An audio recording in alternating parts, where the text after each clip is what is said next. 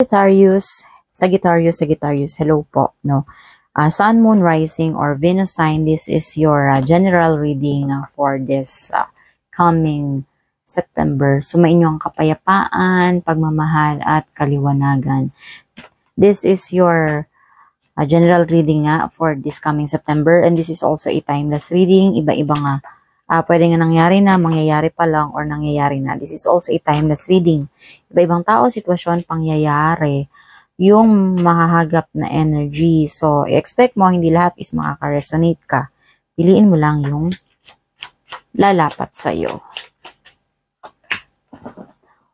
Ngayong September, Sagittarius, no? Parang ngayon is nagme-meditate ka. Yung grabe yung pagmumuni-muni mo or yung pagdadasal mo kasi meron kang gustong ma-achieve or yung gusto mo lang na meron kang gustong ma-manifest, no? Ganun. Sagittarius, no? Yung gusto mo lang relax ka or yung tipong mag-isa ka lang sa isang area, sa isang lugar, no, para makapagdasal, ganun. Kasi meron kang gustong i-manifest daw talaga ngayon, Sagittarius, no? Parang doon lang lagi nakatuon yung isip mo, doon sa pinagpe-pray mo.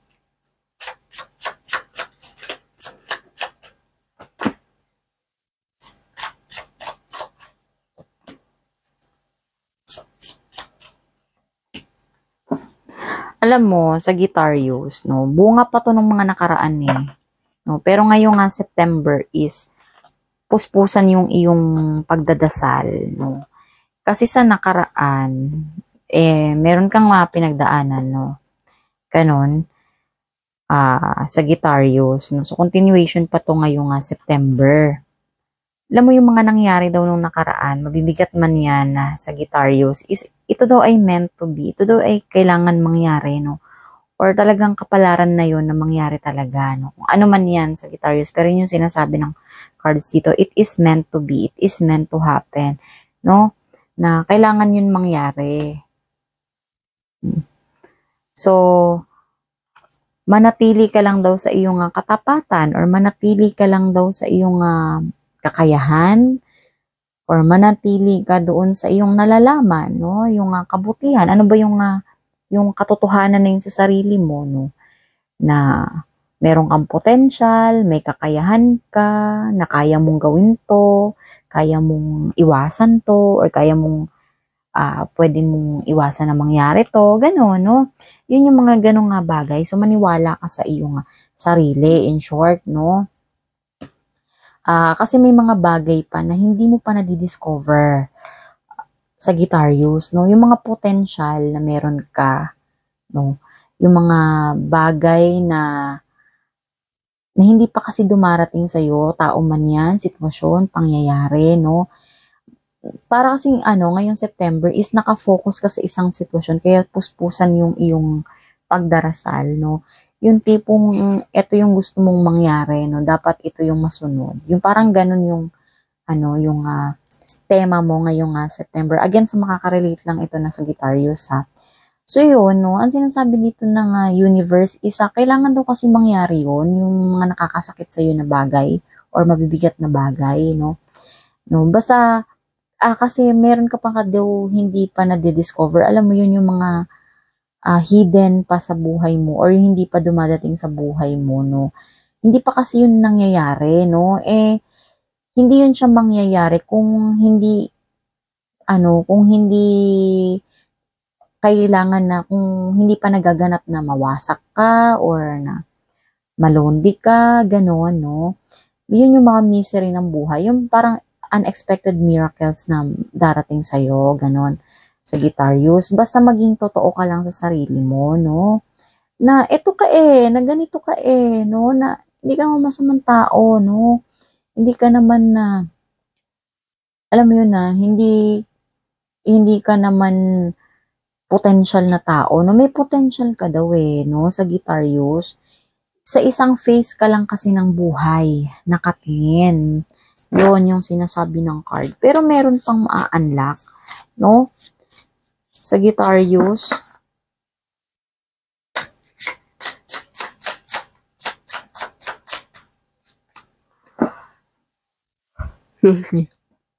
Hiding true feelings, pretending, delude, gaslight, personify. Baka dumating, baka isa dito sa mga pinag-prepare mo nung nakaraan, Sagittarius, is nakita mo kasi yung tunay na kulay nung tao, nung sitwasyon, nung pangyayari na nakapagpabigat sa yung kalooban. Kaya puspusan yung magiging prayer mo ngayong September. No? Kasi nakita mo yung katotohanan, no? Sa mga lihim na tinatago, no? Gano'n, no? Yun na Sagittarius, no? Nagpapanggap sila, nagpapanggap, hindi sila totoo sa'yo, or merong hindi totoong tao sa'yo, ganun yung parang naging, potential din kasi kayo, Sagittarius, no? Sa totoo lang, marami kayong talent, no? Ano nyo nga, iniro-rule kayo ni, ng planetang Jupiter. Yan yung planet ng luck, no? At saka yung, mga gala kayo, yung kahit nasaan lang kayo, mahilig kayong gumala. Ganun, no? So, potential kayo, marami kayong talent, ganyan. Sagittarius. Pero ngayon, siguro yun, may ibang mga tao na ginamit yung talento or parang inano ka nila, yung sinamantala ka nila, yung kung anong meron sa'yo, ganun, Sagittarius. And nakita mo yun. Nakita mo siguro ito nung mga nakaraan. Kaya, parang ngayon isa, nagpe-pray ka. Meron kang pinagpe-pray, no? Or, baka pinagpe-pray mo din dito, Sagittarius, na makita mo yung mga totoo ng kulay ng tao sa'yo, yung mga binabalak nila sa'yo, yung mga motibo nila is, ngayon September is makikita mo yun, no? No? Makikita mo yun, yung mga motibo nila, yung mga tinatago nilang mga alam mo, yung mga hidden agenda nila sa'yo, no? Sagittarius, isa, makikita mo daw yun, no? Kasi meron ditong nagtatago, no? Meron parang naglalay sa inyo dito, Sagittarius.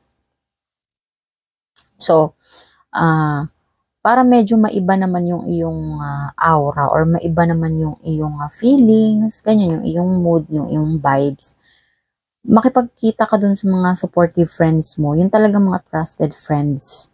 Sabi dito, time with friends, having fun, happily single, living in the moment. No, yung mapapagkitawalaan mo talaga, yung maaasahan mo, yung kahit paano makakatanggal ng mga iniisip mo sa buhay or mga stress mo ngayong September, no? So, yun, makipagkita ka doon. Yun yung sinasabi ng cards. Kasi makakatulong yun sa'yo eh. Yung basta yung mga trusted friends nilang makakatulong daw yun sa'yo. O, diba? Let's see. Okay. Just the present moment counts, no? Alam mo yun, yung tipong nangyari na yan eh, no? Ito yung mga paparating na energy sa'yo ngayon, yung something, nakikita ko dito kung unexpected, mabibigat, no? Ganyan na Sagittarius, no? Bunga pa yan ng mga nakaraan, no? Kaya puspusan yung prayer mo ngayong September. Pwedeng yung laman ng prayer mo is maalis na yung nararamdaman mong bigat or alisin na yung tao na hindi totoo sa'yo, gano'n, no? Yung sitwasyon, yung lugar na yun, no? Yun yung pwedeng laman ng iyong prayer, no? Or mamanifest mo yung kasiyahan, yung kaginhawahan, pwedeng gano'n, no? So, just the present moment counts, no? Kung na-feel mo yung ganyan, yung kabigatan, no? Kasi grabe yung pagpe-pray mo nga ngayong, yung ipapag-pray mo ngayong September, so nabibigatan ka.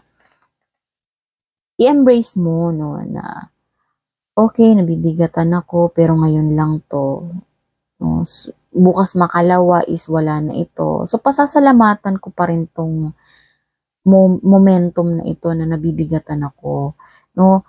Para hanggang sa bigat ngayon is ayoko nang balikan, no? So, i-embrace mo daw yung ganyang moment na yan, mamuhay ka sa present moment. Kung yun yung ibinibigay pa sa'yo ngayon ng panahon, yung kabigatan, i-embrace mo daw yan, no?